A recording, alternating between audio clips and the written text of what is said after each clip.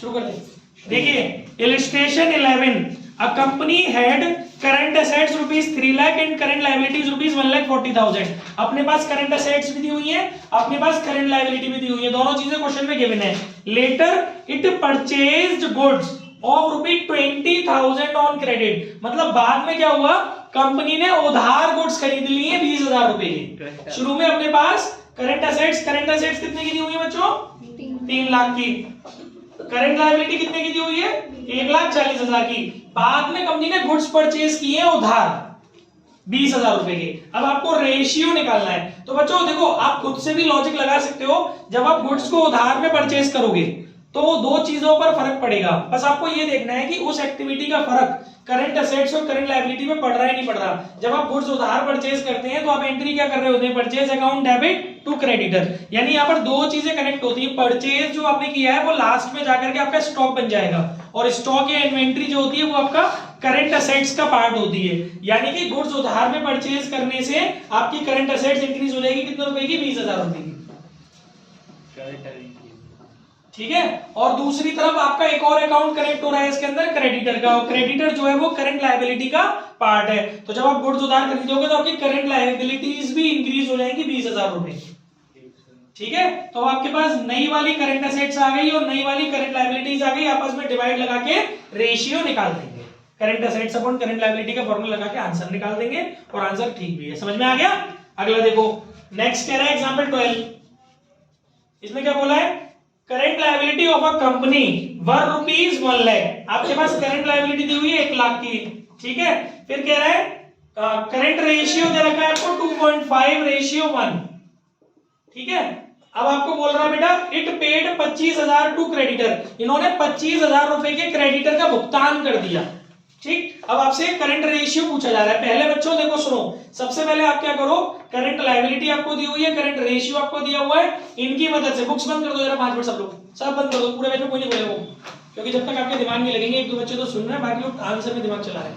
आपको current liability दी हुई है और आपको करंट रेशियो दिया हुआ है। इस सिचुएशन में आप क्या करेंगे बेटा, पहले करंट रेशियो का फॉर्मूला लगा लेंगे, current assets upon current liability. ठीक है। करंट रेशियो आपको दिया हुआ है 2.5:1। करंट एसेट्स आपके पास नहीं है तो उसको करंट एसेट्स बने रहने देंगे, और करंट लायबिलिटी की जगह आप रखेंगे 1 लाख। क्रॉस मल्टीप्लाई करेंगे तो आपको क्या मिल जाएगी? करंट एसेट्स मिल जाएगी।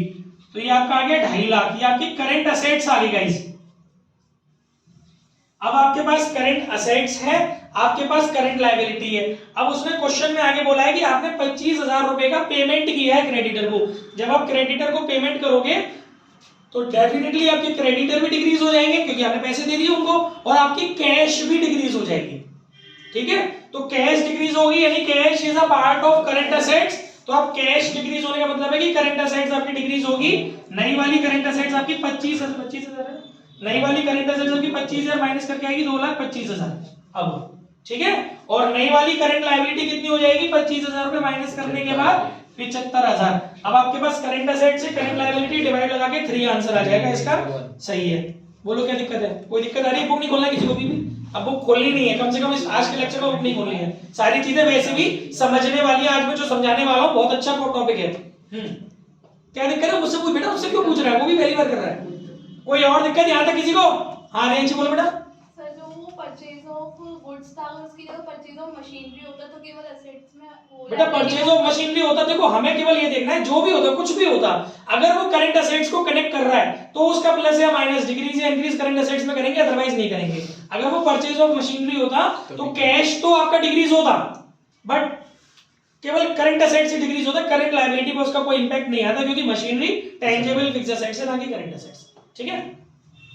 नेक्स्ट क्वेश्चन सुनते हैं, बुक किसी को नहीं खोलनी। एग्जांपल 13, ये थोड़ा बड़ा सा भी दिख रहा है। एग्जांपल 13 में क्या है गाइस, ध्यान से सुनेंगे। ये बोल रहा है ratio of current assets, bracket में उसने लिखा है 6 लाख, यानी कि मुझे क्वेश्चन में करंट एसेट्स दी हुई है 6 लाख की। ठीक है। करंट एसेट्स कितनी दी है? 6 लाख की। Ratio of current assets to current liability, फिर ब्रैकेट में लिखा है 4 लाख, यानी कि करंट लायबिलिटी मेरे पास है 4 लाख की, इज 1.5:1। करंट रेशियो मेरे पास है 1.5:1। इतनी इंफॉर्मेशन क्वेश्चन में दी है। अब इससे कुछ मिसिंग तो नहीं निकलेगा, नहीं कुछ, लेकिन इनके बाद देखते हैं आगे क्या पूछा है उसने।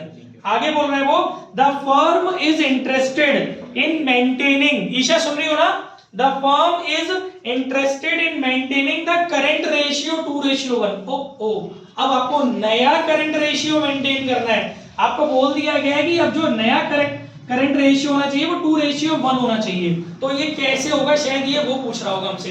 आगे बोल रहा है, by paying a part of the current liability, मतलब आपने थोड़ा, अच्छा क्वेश्चन है, आपने थोड़ा सा करंट लायबिलिटी का पार्ट पे किया है। हमें बताया नहीं है इसने कि कितनी करंट लायबिलिटी इसने पेड करी है, बट पेड करी है कुछ ना कुछ, तभी हमारा रेशियो जंप कर गया है। ठीक है, आगे इसने बोला है compute amount of current liability that should be paid so that the current ratio at the level of 2:1 may be maintained। बस वही निकालना है कि कितनी करंट लायबिलिटी हमने पेड ऑफ कर दी है। तो गाइस एक काम करते हैं ना, अपन लोग x एज्यूम कर लेते हैं जो हमने पेड करी होगी ना, let current liability paid bx। ठीक है, हमने x रुपीस पे कर दिए। तो गाइस हमारी अब नई वाली करंट लायबिलिटी कितनी हो जाएगी, 4 लाख माइनस x। क्लियर हो रहा है। और आपको पता है जब आप पेड करोगी तो आपका कैश भी कम होगा, यानी आपकी करंट असेट्स पे भी इसका इंपैक्ट आएगा। करंट असेट्स आपकी हो जाएगी 6 लाख माइनस x। और अब आप इसे अपने हिसाब से करंट रेशियो में ट्रांसफर करते हो तो वो आपका बनेगा current assets upon current liability. Current ratio आपको ऑलरेडी गिवन है इस सिचुएशन के अकॉर्डिंग 2/1। करंट असेट्स आप रख लेंगे 6 lakh minus x upon current liability हो गई 4 lakh minus x। Cross multiply बेटा जब आप करेंगे तो ये इसका इन दोनों में मल्टीप्लाई होगा, 2 into 4 lakh minus x is equal to 6 lakh minus x। 4 दूनी 8 minus 2x, 8 lakh minus 2x is equal to 6 lakh minus x। 8 lakh transfer कर देंगे इसको उधर, 6 लाख माइनस क्या हो गया, प्लस का 2x minus x, x is equal to 2 lakh. That is the answer.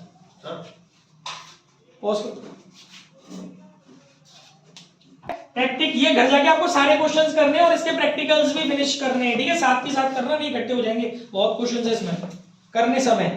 Example 14 में बोल रहा है, अ फर्म, कुशांत ध्यान दो यार, a firm had current assets of ₹3 lakh, यानी हमारे पास करंट असेट्स दी हुई है 3 लाख की। ठीक है साहब, आगे बोल रहा है it paid current liability of ₹60,000, मतलब इस बार हमको पता है हमने कितना पेमेंट करा है। करंट लायबिलिटी पेड 60,000 रुपए की करंट लायबिलिटी हमने पेड कर दी।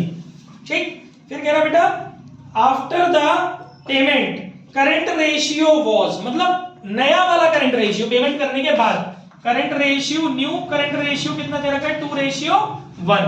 ठीक है, डिटरमाइन करंट लायबिलिटी, एक तो आपसे करंट लायबिलिटी पूछ रहा है क्योंकि ये तो केवल पेमेंट है 60,000 का, बाकी थी कितनी करंट लायबिलिटी वो पूछ रहा है। And working capital after and before the payment made, कितनी सारी चीजें पूछी है इसने। एक तो वर्किंग कैपिटल पूछा है इसने, इसके अंदर current liability after and before दोनों वाली पूछी है बेटा, और आपसे एक पूछा है इसने वर्किंग कैपिटल। मेरे ख्याल से ये भी दोनों होंगे आफ्टर एंड बिफोर वाले, ये भी इसने दोनों पूछे हैं आफ्टर एंड बिफोर। क्वेश्चन समझ में आया? ठीक है, अब इसको सॉल्व करते हैं दिमाग से, थोड़ा मैथमेटिक्स का सा क्वेश्चन हो गया ये। देखो भाई, आपको करंट रेशियो नया वाला दिया है, एक काम कर लेते हैं, इसमें खेल जब ही हो पाएगा। और ये करंट असेट्स हमें कौन सी दी है शुरू में, a firm had current assets of ₹3 lakh. Current assets हमें ओरिजिनल वाली दी हुई है, तो न्यू करंट असेट्स कितनी हो गई हमारी, 3 लाख माइनस 60,000, 2,40,000। ठीक है साहब, क्योंकि जब आप पेड करोगे तो करंट असेट्स का पेमेंट करने के बाद सही है, जब आप पेमेंट करोगे तो आपकी करंट असेट्स भी तो कम हो जाएंगी, कैश कम होगा कि नहीं होगा। क्लियर हो रही है यहां तक बात? 2,40,000 रुपए की हमारी करंट असेट्स हो गई। अब आपके पास नई वाली करंट असेट्स है, लेकिन आपके पास करंट लायबिलिटी नहीं है, सिर्फ पेमेंट है करंट लायबिलिटी का, तो एज्यूम कर लो बिफोर वाली करंट लायबिलिटी। ठीक है, let current liability before payment bx। आपने मान लिया आपके पास शुरू में करंट लायबिलिटी कितनी थी बेटा, x रुपीस की करंट लायबिलिटी थी। अब आप क्या करने वाले हो, करंट लायबिलिटी आफ्टर पेमेंट कितनी हो जाएगी, x माइनस 60,000। क्लियर, क्योंकि 60,000 रुपए का पेमेंट किया है ना आपने। अब आपके पास दोनों चीजें आ गई, करंट लायबिलिटी आफ्टर पेमेंट और करंट असेट्स आफ्टर पेमेंट, और आफ्टर पेमेंट जो करंट रेशियो वो भी गिवन है। तो सेम इसी प्रोसीजर में पहले इन x की वैल्यू को फाइंड करते हैं। करंट रेशियो का फॉर्मूला हो गया current assets upon current liability, current ratio आ गया 2:1, करंट असेट्स आपके पास कितनी है बेटा आफ्टर वाली 2,40,000, और करंट लायबिलिटी आफ्टर वाली x माइनस 60,000, क्रॉस मल्टीप्लाई करोगे तो 2x minus 120 is equal to 240। ठीक है, 2x is equal to minus के 120 उधर जाके मर्ज हो गए, क्लब हो गए उसमें, तो 360 हो गए। तो x की वैल्यू आ गई 360 में डिवाइड लगा के 1,80,000। इतनी बात सबको समझ में आ गई। x की वैल्यू कितनी आ गई हमारी 1,80,000। हमने x क्या माना था, करंट लायबिलिटी बिफोर पेमेंट। अब यहाँ छोटा छोटा कर लेते हैं, इतने में निपटाना है। करंट लायबिलिटी बीपी नहीं, हाँ बीपी बिफोर पेमेंट अपनी कितनी आ गई भाई 1,80,000। तो करंट लायबिलिटी एपी 1,80,000 माइनस 60,000 यानी कि 1,20,000। ठीक है साहब। अब वर्किंग कैपिटल पूछी है उसने, वर्किंग कैपिटल का ईशा क्या फॉर्मूला होता है, current assets minus current liability. Before payment वाली निकालना, तो करंट असेट्स और करंट लायबिलिटी बिफोर पेमेंट वाली रखना। करंट असेट्स बिफोर पेमेंट वाली कितनी थी 3 लाख, और बिफोर पेमेंट करंट लायबिलिटी कितनी थी 1,80,000। तो ये आंसर आ गया 1,20,000। और working capital after payment before after current liability after current assets कितनी है 2,40,000, और आफ्टर करंट लायबिलिटी कितनी है 1,20,000। तो दोनों कंडीशन में आंसर ये तो हाँ आंसर तो दोनों कंडीशन में 1,20,000 रहेगा। मतलब आप एक चीज देखो, वर्किंग कैपिटल पे कोई फर्क नहीं पड़ता जब सेम अमाउंट दोनों तरफ से डिक्रीज होता है। तो एक ये प्रॉपर्टी टाइप की से निकल के आ गई। अगर आप सेम अमाउंट असेट्स और लायबिलिटीज में से माइनस कर रहे हो तो वर्किंग कैपिटल पर कोई इंपैक्ट नहीं आएगा। ठीक है, यहाँ तक कोई दिक्कत हो रही हो तो बोलो। चलो इसकी फोटो खींच लो, फिर आगे बढ़ते हैं। बुक नहीं खोलनी है क्योंकि अब आएगा मजेदार चीज।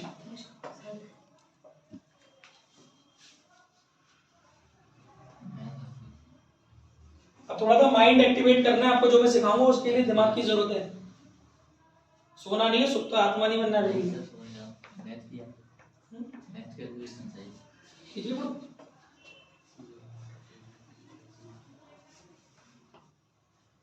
कर दूं ना?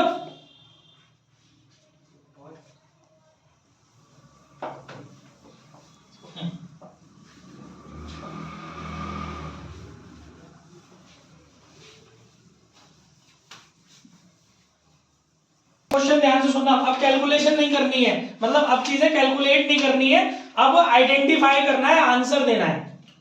क्या हो गया, कैसे घुसो? अरे क्या खेल चल रहा है? क्या खेल चल रहा है? वीडियो चल रही है। वीडियो बनाई नहीं थी? अरे वीडियो चल चल रही है सर। भाई पीछे आ गए। हो गया गाइस। अब भी अटेंटिव बेटा, पढ़ो एक एक वर्ड इसका ध्यान से सुनना। Current ratio of a company is 2:1. रुक जाओ। करंट रेशियो बेटा हमको कितना दिया हुआ है 2:1। ठीक है, State giving reasons which of the following would improve, reduce or not change the ratio. Yes. अब हमको क्या होगा, एक एक स्टेटमेंट पास करेगा वो हमें। उस स्टेटमेंट जिसमें बहुत गलतियां होंगी अभी आपकी, आप लोग सोचोगे ऐसा हो रहा है पर ऐसा हो नहीं रहा होगा। आपको एक एक स्टेटमेंट मिलेगा, उस स्टेटमेंट के अकॉर्डिंग शुरू का एक क्वेश्चन मैं सिखा रहा हूं, उसके बाद एक एक करके आपसे पूछूंगा सारी चीजें। तो आपको उस स्टेटमेंट को अप्लाई करके ये बताना है कि अगर इस एक्टिविटी को हम करते हैं तो उसके बाद हमारी करंट रेशियो अनचेंज्ड रहेगी कि इंक्रीज होगी या डिक्रीज या फिर रिड्यूस होगी। ठीक है, तो पहला पॉइंट पढ़िए बेटा, ध्यान से सुनिए। केवल एक ही इंफॉर्मेशन इसमें हमें दी गई है, करंट रेशियो। तो पहले मैं आपको इसका पैटर्न बता देता हूं। इसमें यह होता है कि आप अपनी मर्जी से करंट असेट्स और करंट लायबिलिटीज के डिजिट्स को एज्यूम कीजिएगा, लेकिन कीजिएगा उसी स्टाइल में एज्यूम जिसमें आपको रेशियो दे रखा हो। तो गाइस इसमें बिना क्वेश्चन पढ़े पहले क्या कर लेंगे, जब भी आपको रीजन स्टेट करना होता है तो उस पोजीशन में आप लोग इसी रेशियो के अकॉर्डिंग कोई डिजिट एज्यूम कर लो। तो एक काम करते हैं, या तो 10,000 20,000 कर लो, क्योंकि देखो ये 2 है तो ये 1 है, तो कुछ इसी रेशियो में लेना। अगर इसको 2 लाख करोगे तो इसको कितना कर लेना 1 लाख, और अगर इसको 20,000 कर रहे हो तो इसको कर लेना 10,000। जब आप अपना क्वेश्चन पढ़ोगे ना, अभी मैं जब बुक खुलवाऊंगा, जब आप अपना क्वेश्चन पढ़ोगे, तब अगर आपको कोई भी डिजिट नहीं दी है क्वेश्चन के अंदर, पूरे क्वेश्चन के अंदर, तो 10,000 20,000 वाले से काम चला लेना। वो कुछ 10-20,000 की डिजिट दी है तो इसको थोड़ा लाख में ले लेना, ताकि वो कंफ्यूजन ना क्रिएट हो। ठीक है, तो अभी तो इस वाले क्वेश्चन में कोई डिजिट नहीं दी तो है डिजिट। एक काम कर लेते हैं, इसको 2 लाख मान लेते हैं, करंट असेट्स ले लेते हैं 2 लाख। और करंट असेट्स ही 2 लाख क्यों? क्योंकि आपको पता है करंट रेशियो ऊपर। ईशा फिर नींद आ रही है, देखो चल इधर, नहीं इधर चल, अरे मैं नहीं पढ़ाऊंगा इसे। ये क्या है यार, पॉज करिए, तू क्या कर रही है बताइए, इधर चल। तो हीरा है, देखिए करंट असेट्स आपको दिया हुआ है 2 लाख, करंट असेट्स आपको दिए 2 लाख, तो करंट लायबिलिटी हो जाएगा आपका 1 लाख। ये हमने एज्यूम किया है।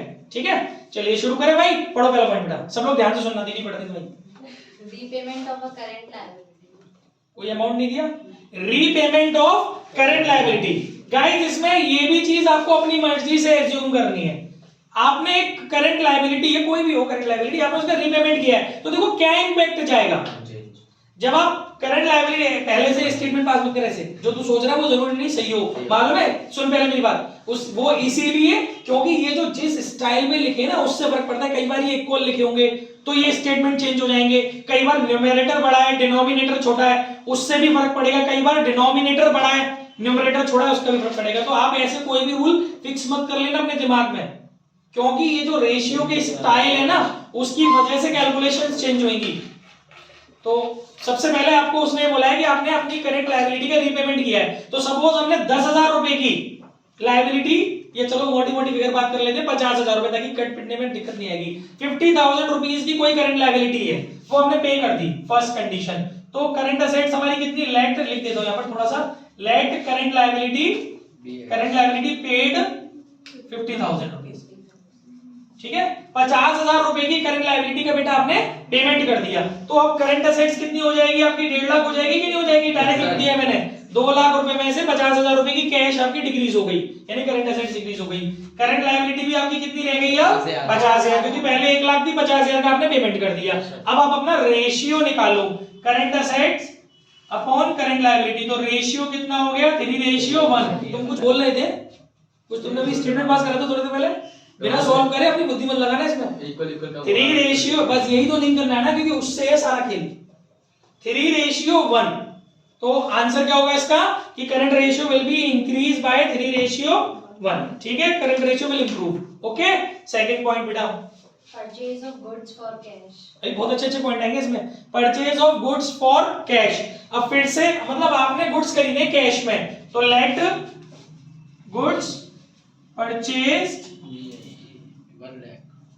हाँ सबने खत्म कर दो उसमें तो बोल रहे। ठीक है, लेट गुड्स परचेज्ड 50,000, आपने 50,000 रुपए ईसा की तो भाई साहब दीदे ही नहीं लग रहे इस लड़की के, क्या हो गया इधर को। गुड परचेज आपका 50,000 कैश में पे परचेज किया आपने। अब आप देखो करंट असेट्स में कोई फर्क पड़ेगा या नहीं पड़ेगा। गाइस गुड्स खरीदोगे तो स्टॉक बढ़ेगा, स्टॉक बढ़ेगा तो करंट असेट्स बढ़ेगा। तो ठीक है, करंट असेट्स आपकी हो जाएगी 2.5 लाख। डायरेक्ट लिख रहा हूं मैं, कोई दिक्कत हो तो पूछ लेना। ठीक है, और करंट लायबिलिटी, रुको, अभी आपका कैश का फर्क एक और पड़ेगा ना करंट असेट्स पे, क्योंकि एक तरफ आपकी इन्वेंट्री बढ़ेगी तो सही, लेकिन दूसरी तरफ आपका कैश भी तो कम हो रहा है, तो वो आपको कम भी करना पड़ेगा। तो वही हो गया आपका करंट असेट्स अनचेंज्ड है। और क्या कोई करंट लायबिलिटी में इंपैक्ट आएगा, क्योंकि आपने गुड्स खरीदे उसमें तो करंट लायबिलिटी को कोई मतलब ही नहीं है, तो करंट लायबिलिटी आपकी वही की वही रह जाएगी 1 लाख। लेकिन देखो रेशियो में फर्क आ जाएगा, नहीं आएगा इस बात का कोई फर्क नहीं आएगा आपकी रेशियो में, 2:1 बना रहेगा। तो आंसर विल बी कि current ratio will not be changed. Clear? Yes sir. ठीक है, third point, sale of office equipment for 20,000। अब थोड़ा सा ओरली की कोशिश करेंगे, कैलकुलेशन शॉर्ट में करते हुए। 1-2 स्टेप्स मैंने तमीज से करके दिखा दिए, टफ होगी वो करा देंगे। पढ़ो बेटा third point. Sale of office equipment for 20,000, book value 25,000। देखिए guys, sale of office equipment यानी कि फिक्स असेट्स। आपने अपनी फिक्स असेट्स बेची हैं, 20,000 रुपए में बेची हैं, जबकि उसकी जो बुक वैल्यू है वो आपको दी हुई है 25,000 रुपए। तो देखो भाई, जब आप बेचोगे अपनी फर्नीचर या किसी भी चीज को, तो आपके पास कैश इंक्रीज हो जाएगा। ठीक है। तो आपकी जो करंट असेट्स है वो आपकी हो जाएगी, मान लो 50,000 से कर रहे हैं हम, नहीं वो तो दिया इसमें तो अमाउंट दिया है आपको, 20,000 रुपए आपकी इंक्रीज हो गई, तो ये हो गई आपकी 2,20,000। क्लियर है? आपकी करंट असेट्स कितनी हो जाएगी? 2,20,000। और 25,000 रुपए का था ना, बुक वैल्यू 25,000 की थी, लेकिन आपने उसको बेचा 20,000 में, तो लॉस हुआ, लेकिन उस लॉस को वहां तो दिखाते नहीं है, उस लॉस का प्रॉफिट से मतलब है, और प्रॉफिट का करंट लायबिलिटी से कोई मतलब नहीं है, ठीक है ना। लॉस वॉस हो रहा है उसका तो प्रॉफिट में इंपैक्ट जाएगा, और उसका करंट लायबिलिटी से कोई मतलब नहीं है, इसका मतलब। और क्या आपकी कोई करंट लायबिलिटी कनेक्ट हुई? नहीं हुई, क्योंकि इसमें आपका फर्नीचर डिक्रीज होगा, एनी एसेट्स, तो बस केवल आपकी करंट असेट्स इंक्रीज हुई है, उसकी वजह से आपके रेशियो पे क्या फर्क आ रहा है? रेशियो मेरे हिसाब से आपका बढ़ गया, 2.2:1 हो गया।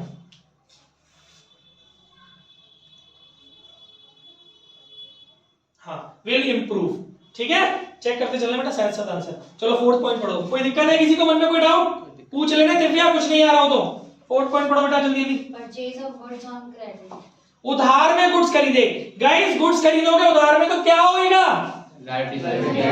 एक तो आपकी गुड्स बढ़ेंगे, यानी कि गुड्स बढ़ेंगे, यानी कि करंट असेट्स बढ़ेगी, क्योंकि गुड्स जाकर के स्टॉक बनते हैं, और करंट लायबिलिटी बढ़ेगी, क्योंकि आपके क्रेडिटर बढ़ेंगे। गुड्स खरीदोगे तो क्रेडिटर बढ़ेंगे, तो आप क्या करोगे गाइस? कोई भी अमाउंट एज्यूम करके उसको स्टॉक मतलब करंट असेट्स में भी ऐड कर देना, और करंट लायबिलिटी में भी ऐड कर देना, और उसके बाद देखना इंक्रीज हो रहा है या डिक्रीज हो रहा है। सॉल्व करके देखना, घर से करना। कोई दिक्कत है मुझसे कल डिस्कस कर लेना। Next point, sale of goods for 30,000 cost 25,000। अब देखो यहाँ गुड्स है, यहाँ पर फर्नीचर नहीं है। आपका एक गुड्स है, ध्यान से सुनना बेटा, आपके पास गुड्स है 25,000 रुपए की कॉस्ट है।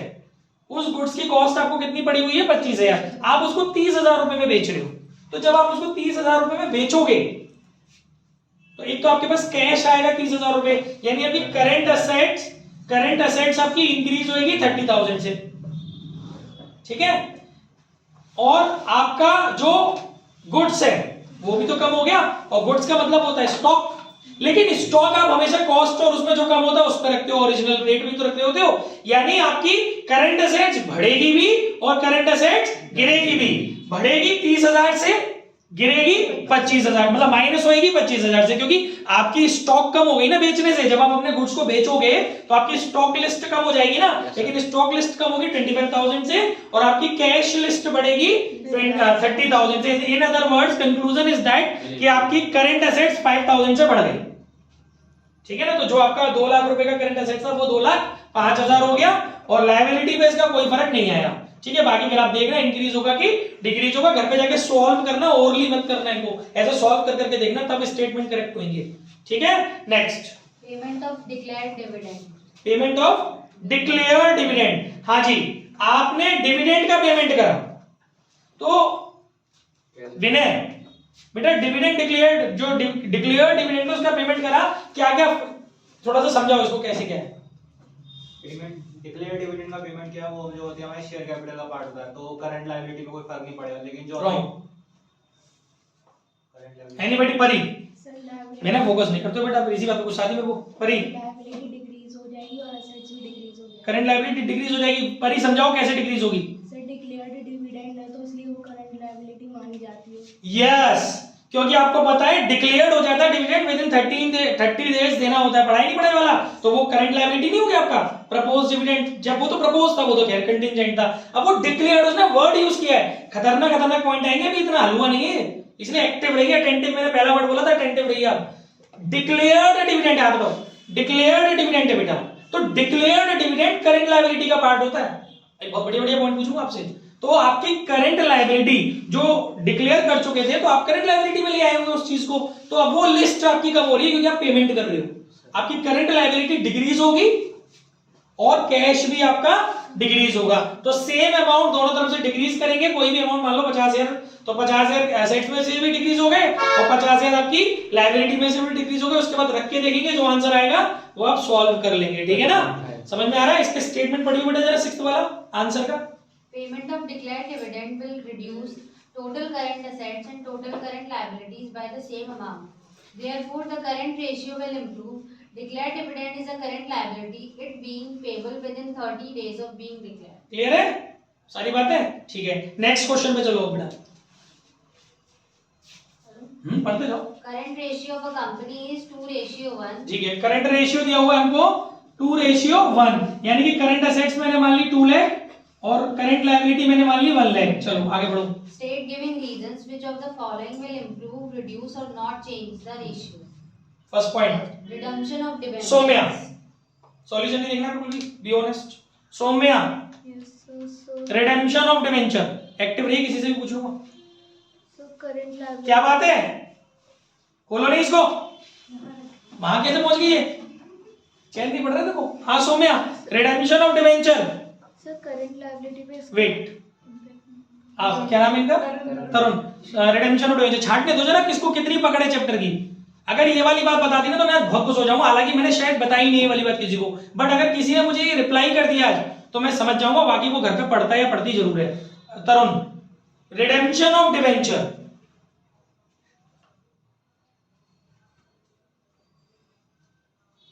आकाश, रिडेम्पशन ऑफ डिवेंचर।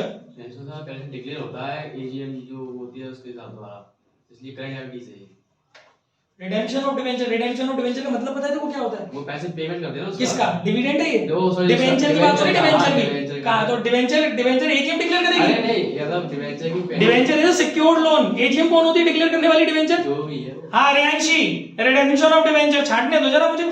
क्यों सर, आपने बताया नहीं इसलिए, क्या सुंदर जवाब दिया है। अच्छा, और रोहित नहीं Mohit, redemption of debenture. Redemption of current liability minus value. मुझे समझाओ, मुझे पूछने नहीं क्या होगा, मुझे कॉन्सेप्ट समझाओ।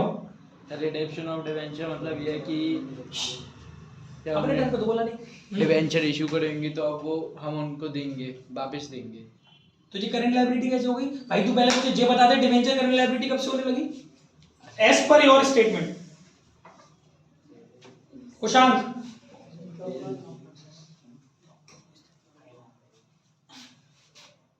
गुण,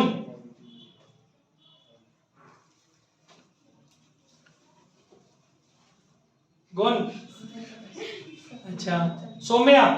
सर लायबिलिटी पे इसका इम्पैक्ट नहीं होगा, लेकिन एसेट्स डिक्रीज होंगे क्योंकि हम पेमेंट कर रहे हैं। रॉन्ग, अब दो लोग रह गए, तू बोलेगी बोल। सर दो लोग मतलब मैं कोई इम्पैक्ट पूछना ही नहीं है, तुम मेरी बात ही नहीं समझ रहे, मैं तो कॉन्सेप्ट समझ रहा हूँ तुमसे, ये तो तुम बता ही दोगे, पढ़ेगी कटेगी, मुझे कॉन्सेप्ट तो समझाओ क्या है ये रिडेम्पशन ऑफ डिवेंचर, क्या है, कोई क्यों लायबिलिटी क्यों कह रहे हो दोनों पे, रीजन बताओ क्यों। अब भाई तुम बताओ। हाँ बेटा विनय तुम बताओ।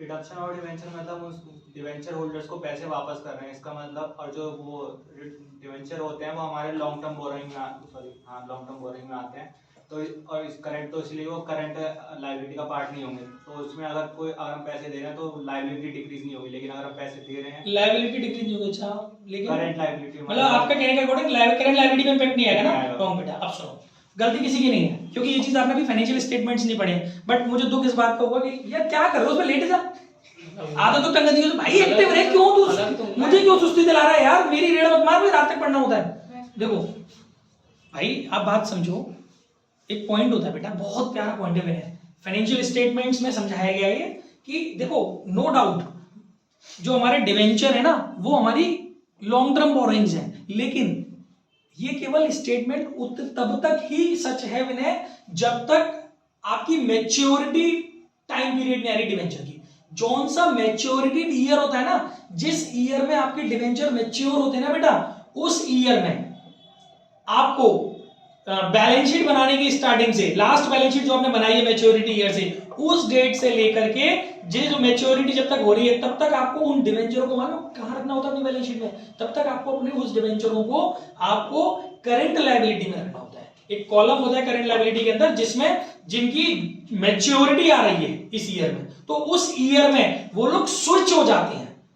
जिस ईयर में आपको अपने डिवेंचर का पेमेंट करना है उस ईयर में आपके डिवेंचर लॉन्ग टर्म बोरिंग्स वाले हेड में से बाहर आ जाएंगे, क्योंकि ऑपरेटिंग साइकिल जो होती है 12 महीने की होती है, और अगर किसी लायबिलिटी का पेमेंट 12 महीने के अंदर अंदर कर रहे हो तो फिर वो करंट कहां से, फिर वो लॉन्ग टर्म क्यों रहेगी। और ईयर में year after year long term थी क्योंकि अभी उनकी मैच्योरिटी डेट नहीं थी। अब ये नया पॉइंट ऐड ऑन हुआ है जब के अंदर कि अगर आप किसी ईयर में लायबिलिटी को लॉन्ग टर्म बोरोइंग्स को पेड ऑफ करने जा रहे हो तो उस ईयर में वो करंट मैच्योरिटीज एक पार्ट होता है, आप लोग फाइनेंशियल स्टेटमेंट में पढ़ेंगे, एक हेड होता है करंट, सब हेड होता है करंट मैच्योरिटीज, ये उसमें चला जाता है, ठीक है ना। तो ये आपको वहां डालना है, इसका मतलब कि ये क्लियरली उस ईयर की बैलेंस शीट में करंट लायबिलिटी है और अब आप उसको पेड ऑफ कर रहे हो तो आपकी करंट लायबिलिटी डिक्रीज होगी और करंट एसेट्स भी डिक्रीज होगी, ठीक है। पढ़ो बेटा इसका स्टेटमेंट सॉल्यूशन, ध्यान से सुनो। Redemption of debentures will improve the current ratio as both current assets, cash or bank, and current liability decrease by the same amount. बस इतना ही और भी कुछ इसमें बस इतना ही note- कोई और एक्सप्लेनेशन नहीं है? नोट पढ़ो ना, क्यों नहीं पढ़ा उसे? According to Schedule 3rd of the Companies Act 2013, a liability that is due for payment within 12 months from the date of balance sheet or within the period of operating cycle is shown as current liability. हाँ, अगर जिसका आपको payment करना है 12 महीने के अंदर अंदर लास्ट बैलेंस शीट डेट से, तो वो आपको फिर करंट, उसमें करंट लायबिलिटी में शो करना होगा, ठीक है। तो ये बात नई थी जो आपको समझनी जरूरी थी। आई होप सबको समझ में आ गई, कोई मन में दिक्कत? ठीक है, नेक्स्ट पॉइंट पढ़ो बेटा। Purchase of loose tools against cash. Purchase of, ये भी बहुत ध्यान से सुनना, purchase of loose tools against cash. तो भाई आपने लूज टूल्स खरीदे तो पूछूंगा थोड़ी देर से, purchase of loose tools against cash, एक तो आपका कैश कम हो गया है ना, यानी करंट एसेट्स डिक्रीज हो गई और आपके लूज टूल्स बढ़ गए। वैसे लूज टूल्स करंट एसेट्स का पार्ट है, लेकिन जब बात होती है करंट रेशियो की, जब कैलकुलेशन करते हैं करंट रेशियो की, तो वहां कब रखते हैं करंट, वहां कब रखते हैं लूज टूल्स को, वहां तो हटाते हैं लूज टूल्स को, अभी हमने सम्स भी किए थे। तो इसका मतलब यहां पर मेरे हिसाब से आपकी करंट एसेट्स डिक्रीज हो रही होगी, जो भी अमाउंट होगा उससे सिर्फ वन टाइम डिक्रीज हो रही होगी, है ना, और बाकी लायबिलिटी से कोई मतलब है ही नहीं, क्योंकि लूज टूल्स का लायबिलिटी से मतलब नहीं है। लूज टूल्स होते हुए भी current assets cash current ratio के कैलकुलेशन में काम नहीं आ रहे, तो आपकी करंट एसेट्स डिक्रीज हो जाएगी। मान लो 50,000 है तो 50,000 रुपए से डिक्रीज हो जाएगी। पढ़िए बेटा इसका भी comment. Purchase of loose tools against cash or check will reduce current ratio as current asset reduce while loose tools are not included in current asset for calculating current ratio. हाँ, तो current assets reduce हो जाएगी ना एक बार, बाकी क्योंकि अगर ऐसे तो ये होता ना कि लूज टूल्स हमने परचेज किए तो लूज टूल्स बढ़े भी, तो आप ये भी कह सकते थे सर करंट एसेट्स बढ़ी भी और करंट एसेट्स गिरी भी है, लेकिन पर करंट एसेट्स करंट रेशियो की कैलकुलेशन के पॉइंट ऑफ व्यू से नहीं बढ़ी है, सिर्फ और सिर्फ रिड्यूस हुई है। फिर उसको ध्यान में रख के कैलकुलेशन करेंगे और उसके हिसाब से आप अपना रेशियो का इंपैक्ट निकालेंगे घर पे जाकर के। कोई दिक्कत आएगी तो नेक्स्ट डे मुझसे डिस्कस करेंगे, करके देखना, एक एक अमाउंट सॉल्व। ओरल मत करना, ओरल करने जाओगे दिक्कत हो जाएगी। कई बार आप सोच कुछ रहे होते, कैलकुलेशन कुछ और निकल के आती है, इसलिए कोई भी होशियारी नहीं दिखाना, भले रफ में करो कैसे भी करो, पर उसको करना तरीके से। Next, Sale of fixed assets against check. Sale of fixed assets against cheque. तो चेक से आपने सेल करी है, एक तो आपका कैश एंड कैश इक्विवेलेंट बढ़ गया क्योंकि बैंक आ गया ना आपके पास, तो वो आपका करंट असेट्स का पार्ट होता है, और फिक्स्ड असेट्स बेची उससे कोई मतलब नहीं है, तो केवल करंट असेट्स आपकी इंक्रीज होएगी। आंसर देखती रहा साथ साथ, केवल आपकी करंट असेट्स इंक्रीज होएगी, फिर उसके बाद आप अपना इंपैक्ट निकालना। आई होप समझ में आ गया होगा, सही है, चेक कर लिएगा बेटा, मैं जब बोल रहा हूँ। Next, Receipt of check from a debtor. Debtor से एक चेक रिसीव हुआ, क्या इसका इंपैक्ट पड़ेगा करंट एसेट्स पे?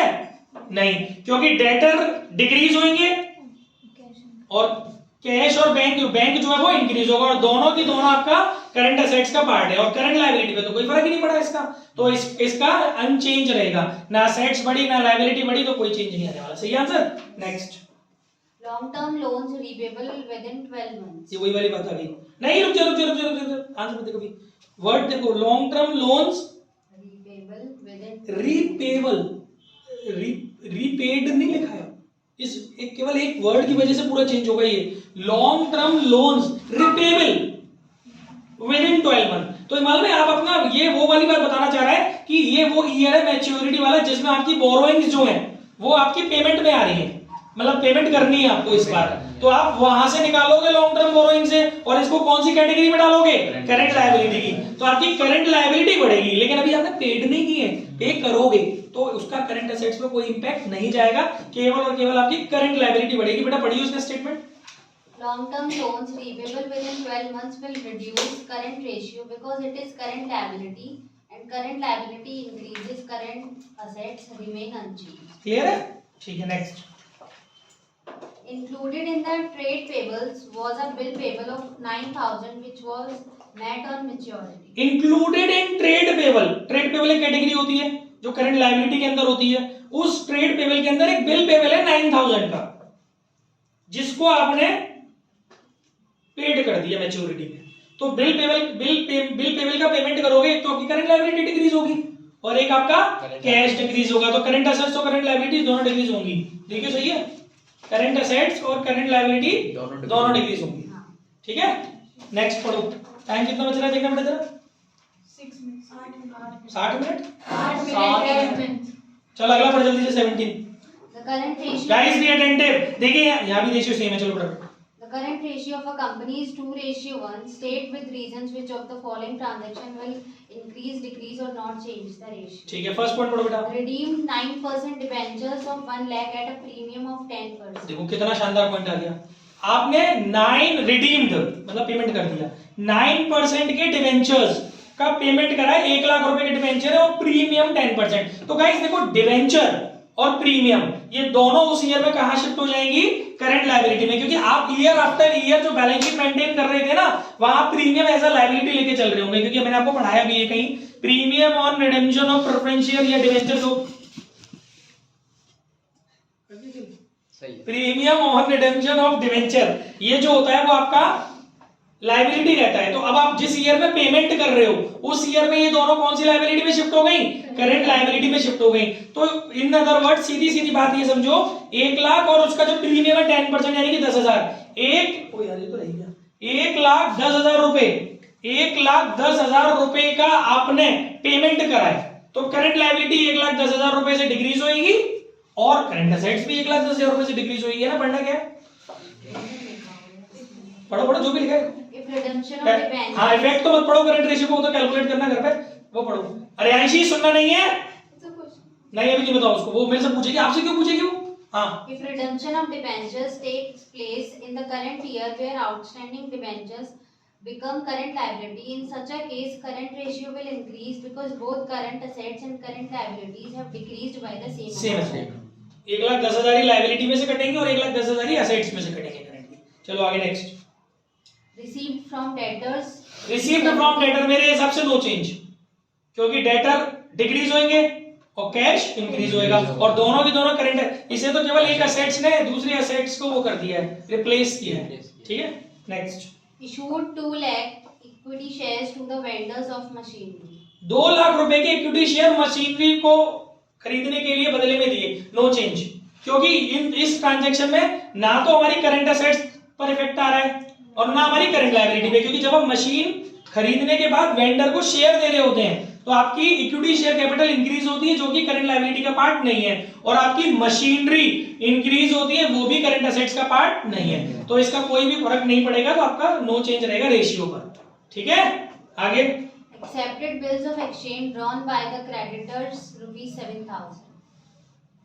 दोबारा पढ़ना बेटा, मैं सुन नहीं पाया। Accepted bills of exchange drawn by the creditors ₹7,000. हमने बिल ऑफ एक्सचेंज एक्सेप्ट किए हैं, drawn by creditor. Bill of exchange क्यों भाई, हमने एक्सेप्ट किए हैं, हमने एक्सेप्ट, हम बीआर वाले नहीं है, हम बीपी वाले हैं, क्योंकि हमारा जिसने हमें पैसे देने होंगे वही तो हमका बिल लिखेगा, है ना। हमने बिल ऑफ एक्सचेंज एक्सेप्ट किया यानी कि बिल्स पेबल हो गया, तो जब आप बिल्स पेबल को एक्सेप्ट करोगे, सुनो किन से एक्सेप्ट किया आपने, क्रेडिटर से, तो यहाँ पर करंट लायबिलिटी में कोई फर्क नहीं आएगा, क्योंकि अभी क्रेडिटर लिस्ट कम हो जाएगी और बिल्स पेबल लिस्ट आपकी इंक्रीज हो जाएगी, और दोनों ही करंट लायबिलिटी का पार्ट है और कैश का कोई फ्लो है नहीं, तो करंट एसेट्स पे इंपैक्ट नहीं है, करंट लायबिलिटी में इंपैक्ट नहीं है, तो इस वजह से रेशियो पर भी कोई इंपैक्ट नहीं होगा। आई होप समझ में आ गया होगा। चलिए इतना रखते हैं आज के लिए, कल फिर पढ़ेंगे पीछे के सम अपने आप इसके हिसाब से छांट के करके ले लेना ना, कोई रेशियो नहीं चालू कर रहे हैं अभी, पहले करंट के खत्म करके कल फिर कोई भी शुरू करेंगे, तो आप घर से केवल करंट रेशियो के यहाँ तक के करना, और अभी ज्यादा इसमें सॉल्यूशन में दिमाग नहीं चलाना बेटा, क्योंकि थॉट प्रोसेस बेटा बनकर इसको, क्योंकि थॉट प्रोसेस जनरेट नहीं